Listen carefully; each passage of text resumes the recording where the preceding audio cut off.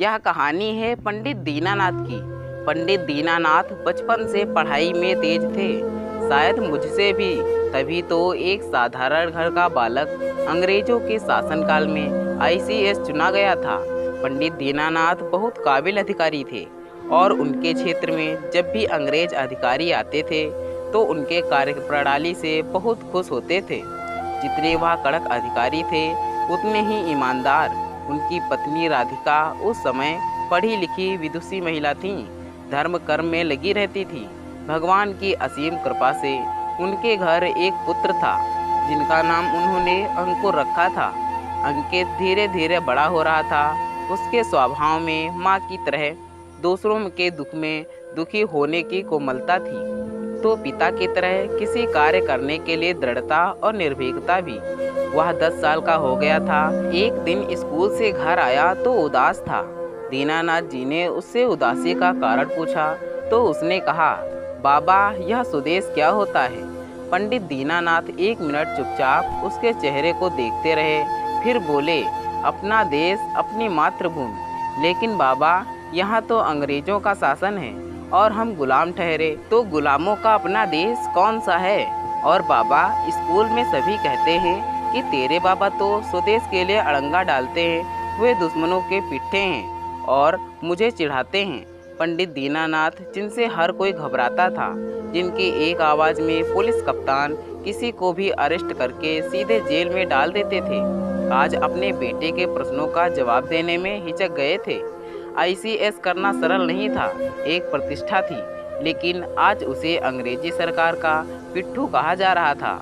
जो लोग उसके सामने सर झुकाए खड़े रहते हैं, मन में क्या सोचते हैं, यह अनजाने में अपने बेटे के मुंह से सुन लिया था। पंडित दीनानाथ 3 दिन से परेशान थे।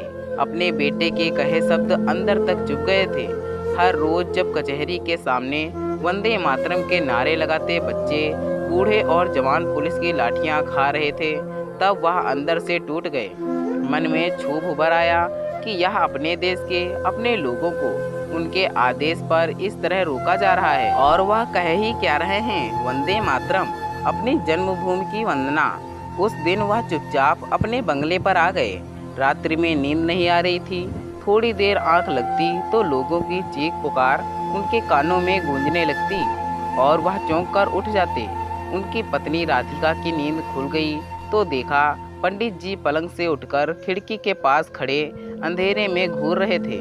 वह उठकर उनके पास आ गई। क्या बात है, आप कुछ बेचैन से हैं? राधिका ने पंडित जी के पास आकर पूछा।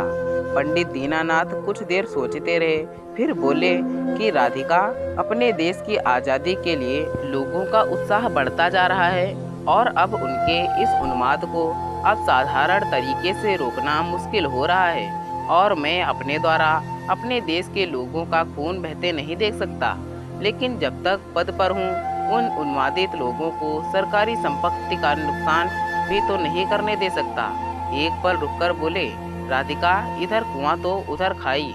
एक और पद की प्रतिष्ठा है तो दूसरी ओर राष्ट्र प्रेम का जज्बा। मैं कुछ निर्णय नहीं ले पा रहा हूँ। यदि मैं इन लोगों पर कठोर कार्यवाही करता हूँ तो अंग्रेजी सरकार मुझे इनाम में प्रमोशन और तगमे देगी, लेकिन अपनों का अपने देश के लिए यह युद्ध भी तो नाजायज नहीं है। मैं अपने बेटे को स्वदेश की परिभाषा नहीं समझा पा रहा हूँ कि अंग्रेजी सरकार की दास्तां में कैसे और किसे अपना देश कहें। पंडित दीनानाथ लंबी सांस छोड़कर चुप हो गए। उनकी निगाहें आकाश में चमकते हुए तारों पर थी। राधिका उनके पास आई और उन्हें पास रखी कुर्सी पर बैठा दिया। फिर उनके पीछे खड़ी होकर पंडित जी के बालों को अपने हाथों से सहलाते हुए बोली, मैंने जब आपके साथ फेरे लिए थे तो सारा जीवन आपको समर्पित कर दिया था और आपके द्वारा लिए जाने वाले हर निर्णय में मैं पूर्ण सहयोगी बनकर रहूंगी। मैं जानती हूँ कि यह निर्णय इतना आसान नहीं है, लेकिन रोज रोज मानसिक रूप से मरने से अच्छा है कि जो भी निर्णय लेना है ले लिया जाए।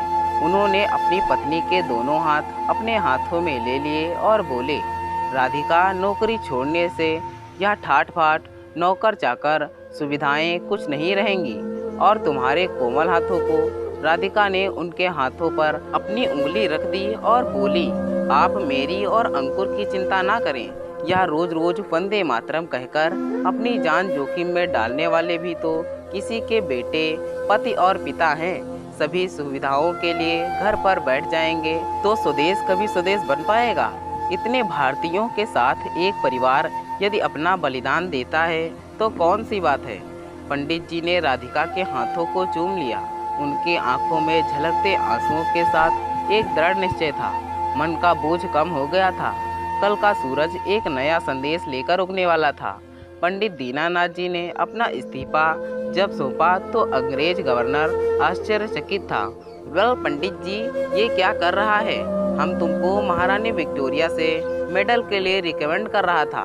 तुम्हारा फ्यूचर बहुत ब्राइट है। लेकिन सर, अब मैं नौकरी नहीं कर सकता। अब अपने निहत्थे लोगों पर अब गोली नहीं चलवा सकता। अब मैं अपने स्वदेश के लिए काम करूंगा। मिस्टर पंडित, तुम समझता क्यों नहीं है? ये फटीचर गांधी क्या तुम्हें आज़ादी दिला पाएगा? तुम अपने परिवार के साथ धोखा कर रहा है और हमारे साथ भी। तुम समझो पंडित, तुम्हारी एक की नौकरी छोड़ने विक्टोरिया सरकार पर कोई अंतर नहीं पड़ेगा, बल्कि तुम जैसे हमें 10 मिल जाएंगे। मैं मानता हूँ, लेकिन एक देश प्रेम का जलवा उन टेकर सर, यह मेरा फाइनल डिसीजन है।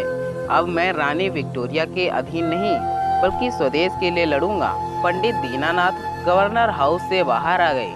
गेट से बाहर आते ही ऐसा लग रहा था कि सर से बहुत बड़ा बोझ उतर गया हो। कई दिन से वह अपने आप से लड़ रहे थे।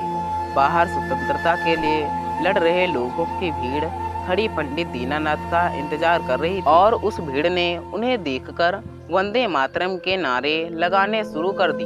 और उस भीड़ में राधिका सूती साड़ी पहने हाथ में आरती की थाली लिए खड़ी थी। स्वतंत्रता सेनानियों में एक अजीब सी शक्ति आ गई थी। चारों ओर पंडित दीनानाथ के नेतृत्व में छोटे छोटे जुलूस निकाले जा रहे थे। राधिका ने महिला मोर्चा संभाल लिया था। अंकुर ने अपनी बाल सेना बना ली थी। वह भी अपने घर की छतों से अंग्रेजी सिपाहियों के आते ही बच्चों की टोली वंदे मातरम के नारे लगाने लगते। चारों ओर स्वतंत्रता के लिए संग्राम छिड़ गया था। स्वतंत्रता संग्रामी 2 भागों में बट गए थे, नर्म दल और गर्म दल। नर्म दल शांति से विरोध करके स्वतंत्रता चाहते थे और गर्म दल वाले क्रांति के द्वारा स्वतंत्रता चाहते थे। पंडित दीनानाथ नर्म दल के समर्थन थे, इसलिए गांधी टोपी और धोती कुर्ता पहने जब अपनी बुलंद आवाज़ से नारे लगाते हुए निकलते तो जनसमूह उनके पीछे पीछे चल पड़ता था। सुबह प्रभात फेरी से रात तक यही कार्यक्रम चलता रहता। राधिका पहले सबके लिए भोजन पकवाती और फिर महिला मंडली नारेबाजी के लिए निकल जाती। लगभग 7 साल हो गए, लेकिन कोई सफलता हाथ नहीं आ रही थी। सभी क्षोभ में थे और नौजवान क्रोध में आकर क्रांतिकारी बन रहे थे। अंकुर अब 17 साल का हो गया था। एक दिन वायसराय का दौरा था। सभी स्वतंत्रता सेनानियों ने अपनी मांगों को लेकर उनका घेराव करने की योजना बनाई। पुलिस और सेना का जबरदस्त इंतजाम था और चौराहे के आगे स्वतंत्रता सेनानियों के जाने पर रोक दी, क्योंकि वहां से रेलवे स्टेशन पास था। वहां वायसराय आ रहे थे। पंडित दीनानाथ की अगवानी के लिए छोड़ दिया गया। इस घटना के 3 दिन बाद कप्तान फिलिप को गोली मार दी गई और गोली मारकर फरार होने वाला और कोई नहीं, अंकुर और उसका गुट था, जो अब क्रांतिकारी बन गया था। सत्याग्रह छोड़कर उसने दूसरी क्रांति का रास्ता अपना लिया था। अंकुर के घर में आग लगा दी गई थी। घर अब खंडहर हो चुका था। समय बीत रहा था। अंकुर और उसके साथी पुलिस द्वारा पकड़े ना जा सके थे, लेकिन छुप छुप कर उनके कार्यक्रम चल रहे थे। गली गली में देश जागरण के परचम मिलते थे और एक दिन पुलिस सामने खड़े हो गए और गोली रोकने के लिए कहने लगे। तभी कप्तान ब्राउन ने एक स्वतंत्रता संग्राम सेनानी पर गोली चला दी और पंडित दीनानाथ उसे बचाने के लिए झपटे और गोली सीधे उनके सर पर लगी। वंदे मातरम के नारे के साथ वह नीचे गिर गए। पंडित दीनानाथ की गिरते ही भीड़ पुलिस पर टूट पड़ी। अंकुर जो पास ही खड़ा था वह तेजी से अपने पिताजी की ओर दौड़ा। पंडित जी का सर उसकी गोदी में था। उनके होठों से यही निकला, बेटा मैं तुम्हारे स्वदेश की परिभाषा पूर्ण नहीं कर सका। तुम जरूर स्वदेश स्थापित करना, ताकि आने वाली पीढ़ी जान सके कि स्वदेश क्या होता है। तुम स्वदेश की परिभाषा पूर्ण करोगे ना। उसने पिताजी के हाथों को अपने सर पर रख लिया और बोले, बाबा, हमें स्वराज समझने के लिए आपकी आवश्यकता है। लेकिन पंडित जी को बचाया ना जा सका। उस दिन पंडित की शव यात्रा के लिए हजारों की भीड़ इकट्ठी हो गई थी। जिसने भी सुना वहां के लिए चल दिया। दूर दूर तक अमर शहीद पंडित दीनानाथ का नाम गूंज रहा था। लेकिन विद्रोह के डर से अंग्रेजी सरकार ने शव ही सौंपने से इनकार कर दिया और चुपके से उनके शव का दाह संस्कार कर दिया। इस कारण पूरे क्षेत्र में विद्रोह फैल गया। कप्तान फिलिप को विद्रोह कंट्रोल के लिए भेजा गया, जिसने बेरहमी से ना जाने कितने सत्याग्रहियों को मौत के घाट उतार दिया। महिला ब्रिगेड की बहुत सी महिलाओं को पुलिस पकड़ ले गई थी और उन्हें छुड़ाने के लिए राधिका के साथ बहुत सी महिलाएं थाने की ओर चल दी। तभी खबर मिली कि 3 दिन पहले गिरफ्तार महिलाओं में से कुछ को बहुत बुरी तरह प्रताड़ित किया गया और बलात्कार तक किया गया, जिससे 2 क्रांतिकारी महिलाओं की मृत्यु भी हो गई। उस रात थाने पर महिला ब्रिगेड ने थाने को घेर लिया और सारी गिरफ्तार महिलाओं को छोड़ने के लिए कहा।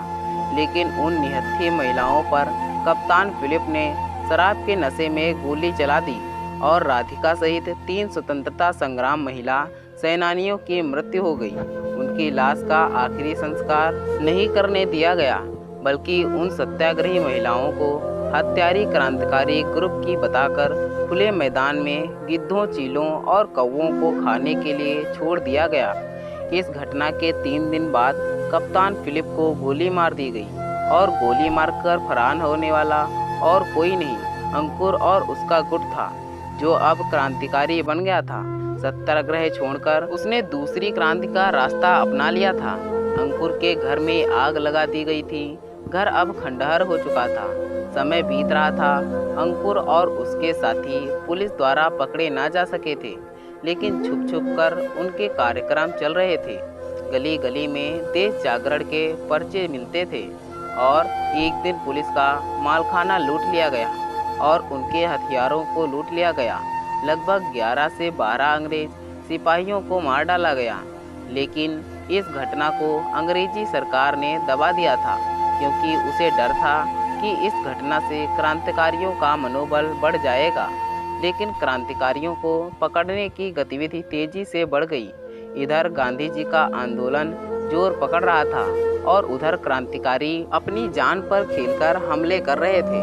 जगह जगह पर पर्चे बंट रहे थे, जिसमें लिखा था कि स्वदेश का अर्थ अपना देश और ऐसा देश जिस पर अपना अधिकार हो। और एक दिन जब भारत के 2 टुकड़े करने का प्लान बन रहा था, तब अंकुर और उसके साथियों ने अपने स्वदेश के साथ होने वाली गद्दारी के विरोध में जबरदस्त आक्रमण ब्रिटिश सैन्य टुकड़ी पर कर दिया था। लेकिन जैसे हमारे देश में गद्दारी की परंपरा के लिए कोई ना कोई जयचंद मिल जाता है, वैसे ही वहाँ हुआ। चंद सिक्के में बिके किसी गद्दार ने पहले से इस आक्रमण की खबर कर दी थी और सतर्क सैन्य टुकड़ी ने चारों ओर से अंकुर और उसके साथियों को घेर लिया। दोनों ओर से गोलियां चल रही थी, लेकिन क्रांतिकारियों की गोलियां खत्म हो रही थी और अतिरिक्त सैन्य बल आ गया था। उस दिन 27 स्वदेश की आकांक्षा लिए क्रांतिकारियों को मार दिया गया और उनकी लाशों को एक ही चिता में जला दिया गया था। 15 अगस्त को देश स्वतंत्र हो गया था। पंडित दीनानाथ और राधिका की एक मूर्ति या फोटो कहीं नहीं लगाई गई और स्वदेश के लिए क्रांतिकारी दीनानाथ को लोग भूल गए थे। कुछ समय बाद बड़े नेताओं के शानदार स्मारक बनवाए गए, लेकिन वहीं स्वदेश की परिभाषा के लिए जान की बाजी लगाने वालों को लोग भूल गए। शायद यही है स्वदेश का सुराज, जो कल भी उस पर राज करने वालों का था और आज भी, और शायद यही परंपरा चलती रहेगी। तो दोस्तों, यह थी हमारी आज की कहानी। अगर यह कहानी आपको पसंद आई है तो कृपया इसे लाइक करें और कहानी पर अपनी राय देने के लिए इसमें कमेंट करें। दोस्तों, ऐसी ही और कहानियाँ सुनने के लिए हमारे चैनल को सब्सक्राइब करें। धन्यवाद दोस्तों। Thanks for watching this video.